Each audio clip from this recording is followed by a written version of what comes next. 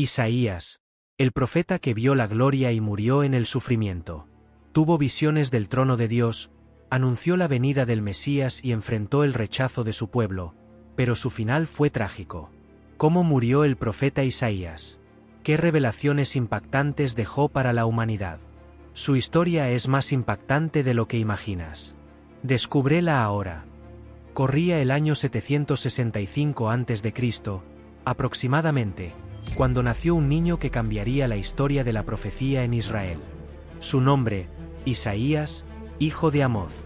Nació en Jerusalén, en el reino de Judá, en una época en la que la nación vivía momentos de aparente estabilidad bajo el reinado del rey Uzías.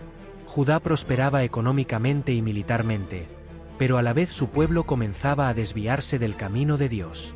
La idolatría, la injusticia y la corrupción crecían silenciosamente. Isaías fue criado en una familia noble, posiblemente vinculada con la aristocracia de Jerusalén. No era un hombre común. Desde joven mostró un conocimiento profundo de la ley de Dios y una sensibilidad espiritual inusual. Su linaje, aunque no descrito con precisión en la Biblia, sugiere que tenía acceso a la corte real y a los círculos más altos de la sociedad judía. Isaías, hijo de Amoz, no era un hombre común.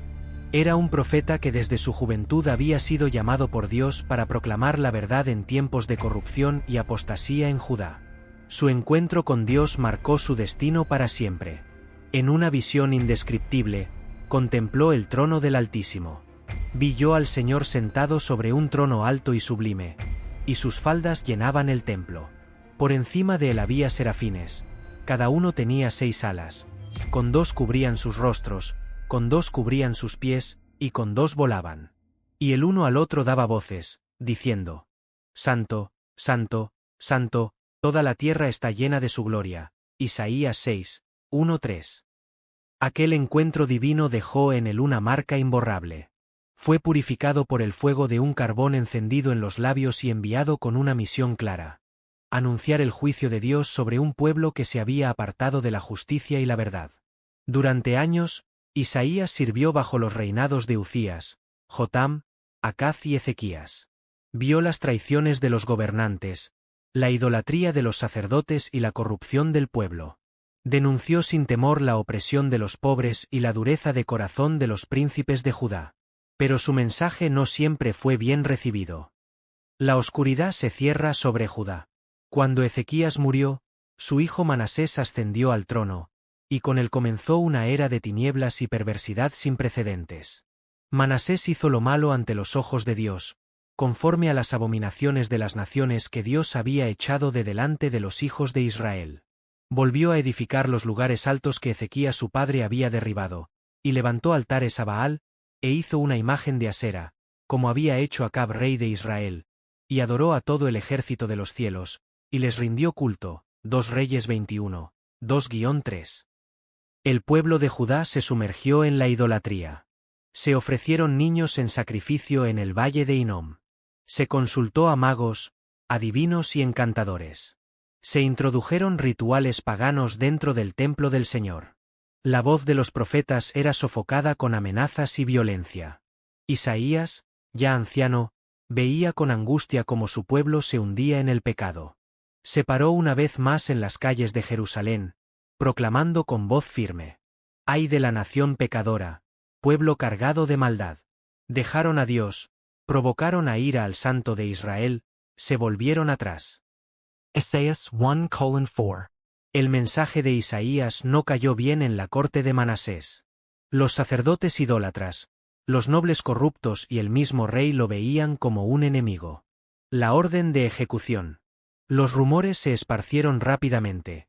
El rey Manasés había ordenado la captura del anciano profeta.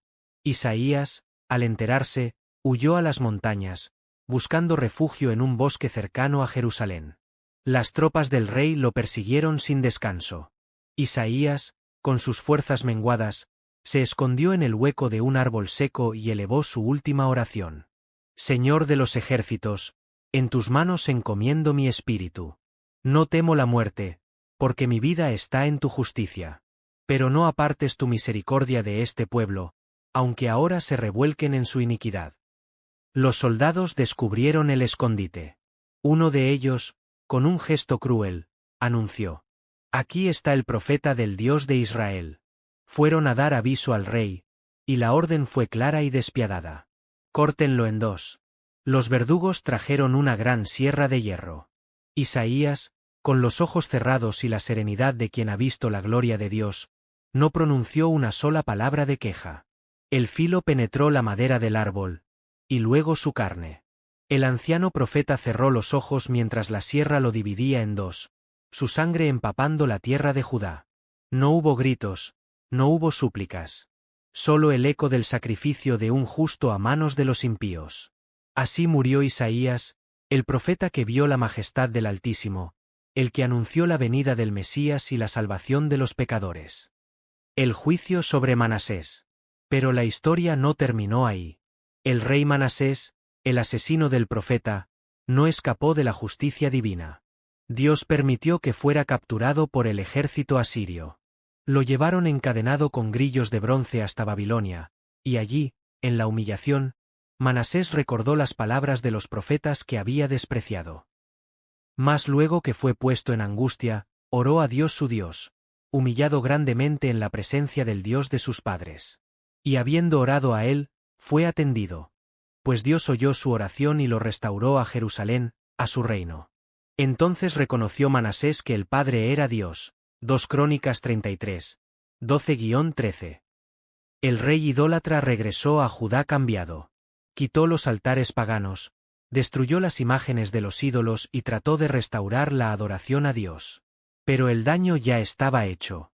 Isaías había muerto, pero su mensaje vivía. El eco de una profecía eterna.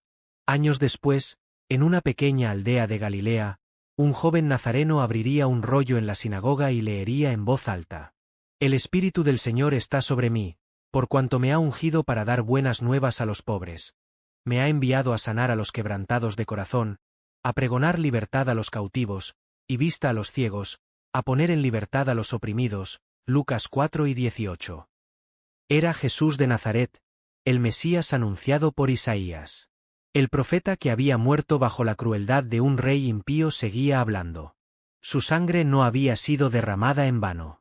Su testimonio atravesó los siglos, y su mensaje aún resuena en los corazones de quienes buscan la verdad. Isaías murió por la verdad, pero la verdad nunca muere. Su sangre clamaba desde la tierra. El cuerpo de Isaías yacía en el suelo, partido en dos, pero su mensaje no fue silenciado. El mismo cielo pareció estremecerse ante tal injusticia.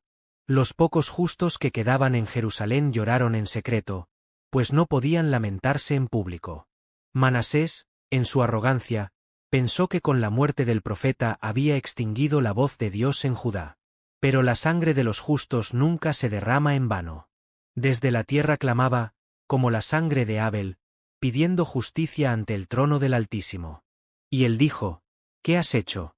La voz de la sangre de tu hermano clama a mí desde la tierra». Génesis 4:10.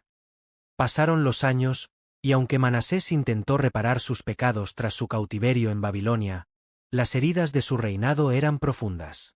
El pueblo había sido contaminado por la idolatría. Se había derramado tanta sangre inocente que Jerusalén no volvería a ser la misma.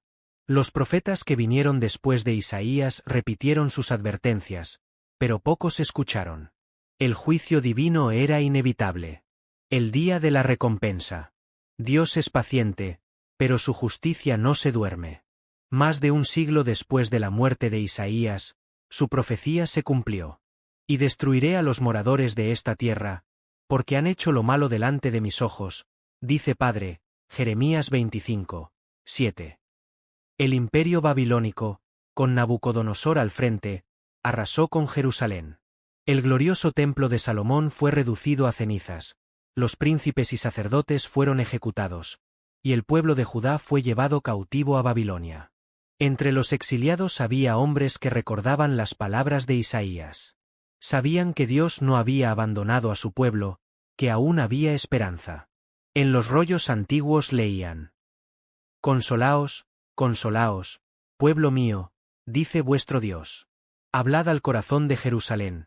Decidle a voces que su tiempo se ha cumplido, que su pecado es perdonado. Isaías 40, 1-2.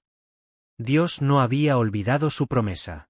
70 años después del exilio, permitió que su pueblo regresara. Jerusalén fue reconstruida, el templo fue levantado una vez más. La voz de Isaías aún resonaba. La profecía más grande de Isaías. Pero el legado de Isaías no terminó con la restauración de Jerusalén. Sus palabras trascendieron los siglos, anunciando algo aún más grande: la venida del Mesías. Uno de sus escritos más poderosos hablaba de un siervo sufriente, alguien que sería despreciado, golpeado y traspasado por los pecados del pueblo. Mas el herido fue por nuestras rebeliones, molido por nuestros pecados. El castigo de nuestra paz fue sobre él, y por su llaga fuimos nosotros curados. Isaías 53, 5. Siglos después, cuando Jesús de Nazaret caminó por Judea predicando el reino de Dios, muchos comenzaron a recordar las palabras del profeta. Sus discípulos entendieron que Isaías había visto la gloria del Mesías mucho antes de su llegada. Y cuando Cristo fue llevado al Calvario, cuando su cuerpo fue traspasado y su sangre corrió por la cruz, la profecía de Isaías se cumplió en su totalidad. Isaías habla hoy. El profeta que murió bajo la crueldad de Manasés sigue hablando hoy. Su mensaje no fue solo para Judá, sino para toda la humanidad. Nos recuerda que la justicia de Dios no puede ser burlada, que los imperios y los reyes pueden levantarse con arrogancia, pero al final, solo la palabra de Dios permanece. Nos enseña que el sufrimiento de los justos no es en vano, que los que mueren por la verdad nunca son olvidados por el Señor. Y sobre todo, nos señala a Cristo, el Cordero de Dios que quita el pecado del mundo, la única esperanza para una humanidad perdida. Isaías murió, pero su voz sigue resonando en cada rincón del mundo, llamándonos al arrepentimiento, a la justicia y a la fe en el Dios vivo.